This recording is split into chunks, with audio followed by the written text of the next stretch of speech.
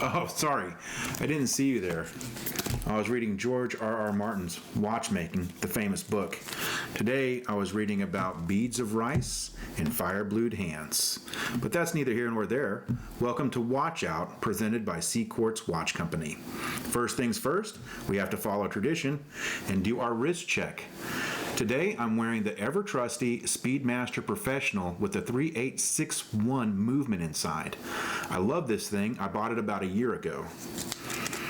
It's a hand-wound chronograph, which means there's no rotor inside. You must wind it by hand every single time. This is how all the original watches, wrist watches were. You would hand wind them to get them going. And that hand winding gets a little spring tied up. You get a lot of potential energy, and that drives the second hand. The other cool thing about this guy is it's a chronograph, which means it's a stopwatch. Boom. You see that big hand going? Pretty cool. I may review this later. Let me know in the comments if you'd like me to review this Speedmaster Professional. This is the hesalite version. I've thrown mine on a NATO strap. That said, let's move right along into today's watch review. Today we'll be taking a look at a watch. It's by a company that has had a branding problem. It's gone by two different names. It's gone by the IXDao. It's also gone by IXDao. It's also gone by IXDao. All I can say is they make a great watch. One thing that they did a really nice job of is they did an homage to a Serica. That's the one they got famous for, and maybe they called it an IXDao. But just looking at their warranty card, I think they tried to name their brand IXDao. That didn't work out. They've gone with IXDao or just IXDao. The name of this model in particular is the IXDao, all one word in this case. Sometimes you look it up and it's not one word. And it's the X02T. So this is the IXDao X02T. And this is a pretty cool watch. It's kind of a mashup of two different watches.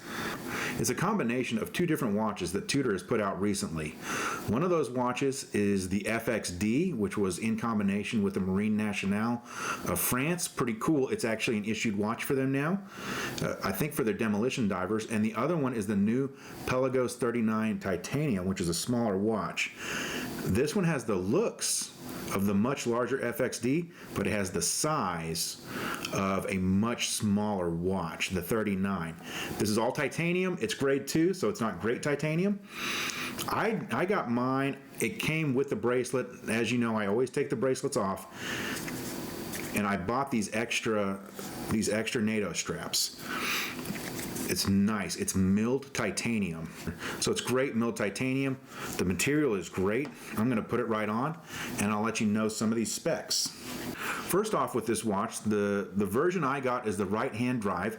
You can get it with the drive on the left hand. You don't have to. I wanted the normal one to start out with. I might go with another one, or I was thinking about getting the Pelagos FXD as well, or perhaps even the other Pelagos, the general one. So I wanted to try on something that is similar to watches that I may want, but at a much lower price to see if I enjoy them. That's a great reason to buy an homage watch. You can get something like this for about $200, whereas the Tudor watches might cost you, I don't know, $4,000, something like that. You might be able to get them cheaper used. The movement that they use in this one is a Chinese clone of the general workhorse that you see in many Swiss watches, the Etta or the Solita 200 or 220, something, it's that range of movements. It's the same one that you'll see in virtually everything. Doxa has it in there. Most of the Swatch groups have some type of Etta movement in them, or they use it as their base caliber. This is a Chinese clone of it. It's been keeping really good time for me. I've noticed it's keeping within COSC certification, 3 seconds a day. The case on this watch is really nice. It's titanium. The glass on it is sapphire crystal, so it's not going to scratch easily. It's got 2 coats of AR coating on both sides. I got matte blue and matte blue. That was the color combination I wanted. You can also get sunray blue. You can get sunray black. The version of the bezel I got here, it's luminous and it's ceramic. I got the one that's called fully graduated, which means you have all of the markings all along the bezel. I love that. It just makes it so much easier to use for me at night. I love the clicking sound of it. The lume markers are really nicely sized. I love the dial writing. The dial writing looks a lot like the older Tudor watches with the smiley face. That's one of my favorite parts of this as well. I like that they wrote a little bit too much on the dial because Tudor is apt to do that. As we know, the original Pelagos was a 2-liner, but the one after it had many, many lines. It almost looked like they had a novel there. This watch is water resistant up to 200 meters, which means you can definitely go professional diving in it.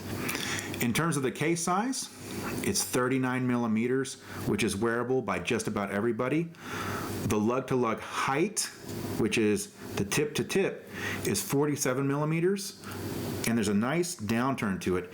It kind of has the slab-sided case that most Tudors have, but it's got a little bit more curve to it, almost like what you would call a sub case. One thing that I really love about this, and some people complain because they don't like odd numbered band widths, is it's a 21 millimeter band width, and that is between the lugs. It's got a screw down, it's a signed crown, it's got great chamfers on it. I'm just going to put it right back on, and it has this really nice strap. Oops. The strap is great because it's Velcro. It's highly comfortable. You can swim in it. It dries off quickly. I like all of that. And now for the final part of the episode is where I rate the watch. As you all know, a number 1 means I got it in the door and I immediately thought I'm going to flip this guy. Number 2 means I got in the door and I thought I'm going to wear this for a week or two, see how it goes, probably flip it. A 3 means this is great. I'm going to keep this watch for several months. Once I get a chance to flip it, I'm not in any hurry to. If I can get my money back out of it to buy another watch, I'm going to do that. A 4 means I'm very tempted to keep this watch for the long haul, but if the right price comes along, I'll sell it. Number 5 means I'm keeping this watch. It's been a couple months since I've gotten this. It's not out of the collection yet. Probably if I wasn't so busy, I might have tried to flip it, maybe. So I'll give it a 3.5 on the famous C-Quartz watch 5-point scale. Thank you for watching our episode today. That's it on the IXDao. I'd love to hear you comment on it. I'd love it if you tell me some other Chinese watches that you would like me to review, because I know it's hard for you guys to get a hold of them. And that's it. Thanks for watching. I need you to subscribe. And what else are people supposed to do? Like. You like me. Like me. Also, if you see my Instagram page, follow me. You idiots.